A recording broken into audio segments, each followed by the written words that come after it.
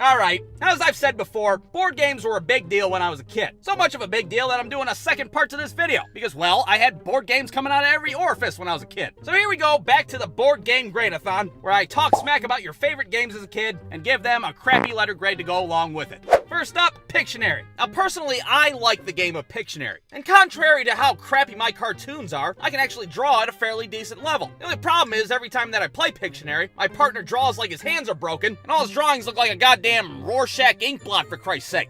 Is it getting bullied in middle school? Or a picture of my parents fighting? Repressed memories? What the hell is that? I don't know. We'll give Pictionary an A- if you can draw, or a D- if your drawings look like two turds smashed together. Next up, Operation. Now, Operation is a game of skill and finesse. And the concept is simple. You have a patient named Cavity Sam, and he's having a few issues. For one, he's got a bunch of foreign objects lodged inside of his body, and for two, he's got no dick and balls, which I think is a more pressing matter. Not to mention, Sam's health insurance is so shitty, he has to elicit a couple of 8-year-olds to operate on him in the first place. Now, overall, Operation was a downright nerve-wracking game. I mean, you barely touch the damn metal side, and all of a sudden, fucking Cavity Sam goes all Rudolph on you, starts vibrating and shit. How could you play that game as a kid and not be filled with anxiety? Okay, easy does it. Just a little bit more.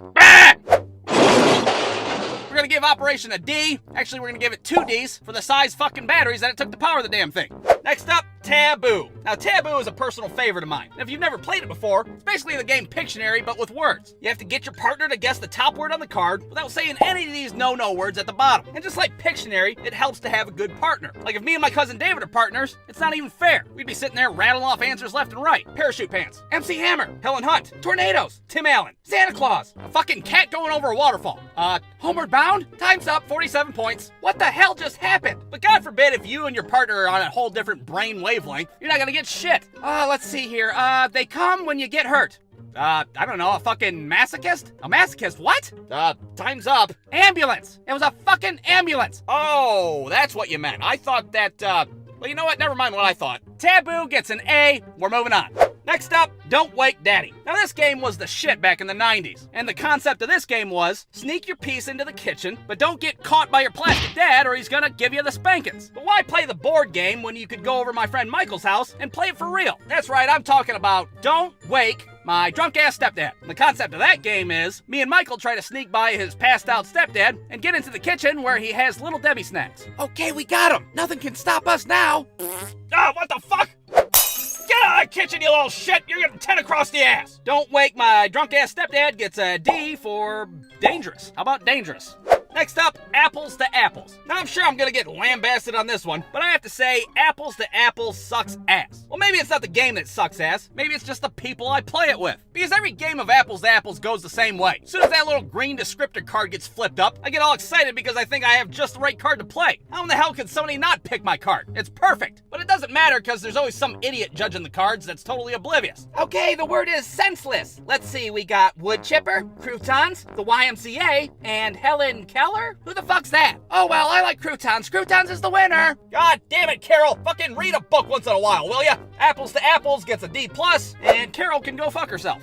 Next up, Chutes and Ladders. Now, who doesn't like a game of Chutes and Ladders? It's a pretty simple concept. You just pick which dirty little kid you want to be, and you try to make it to the top of the board by climbing ladders and avoiding slides. There's nice little pictures on the board that teach you life lessons. Like if you steal a lady's purse, you can buy yourself an ice cream. Or if you try to do some sweet Matt Hoffman shit on your bike, well, you're probably gonna break your fucking clavicle. You just gotta make sure you avoid that big Six Flags attraction-sized fucking slide that's in the middle of the board. Because one minute you're fucking around with a vase, or an urn, or whatever the hell that is, and then all of a sudden, boom, you're back at the beginning, you have a concussion, and you just desecrated your Grandpa Pappy's ashes. Chutes and Ladders will give it a B, I guess. I don't know. Does anybody even fucking pay attention to these letter grades? Probably not. B+, Chutes and Ladders. All right, let's cut to the worst game that I had growing up as a kid. And that game is none other than Jumanji, the fucking board game. Now, I know I mentioned this before in an older video, but it's worth repeating. How do you fuck up Jumanji as a board game? It's a game that's based on a movie that's based on a game. You'd think it'd be pretty good. Our little 8-year-old 8-year-old asses are all amped up to play it, thinking we're about to fight the Amazon rainforest and shit. Aw, sick, I hope a horde of rhinos come storming through my front door and fuck up my stepdad. Well, imagine our surprise when we find out that this game doesn't have stampedes, or monkeys with shotguns, or David Allen Greer. When the hell is Van Pelt gonna pop out of the closet with a rifle and be like, not good enough, Sonny Jim? Well, never, apparently, because all you do in Jumanji the board game is draw cards and roll dice. It's boring as hell, and it's a waste of time. And if you don't want to take my word for it, check out this Amazon review. It's got 2 stars. And I know it's in Spanish, but allow me to translate. This game is booty. Robin Williams is not included. Jumanji gets an F, along with 2 draw 2s and a go fuck yourself. The end. Brewstew.com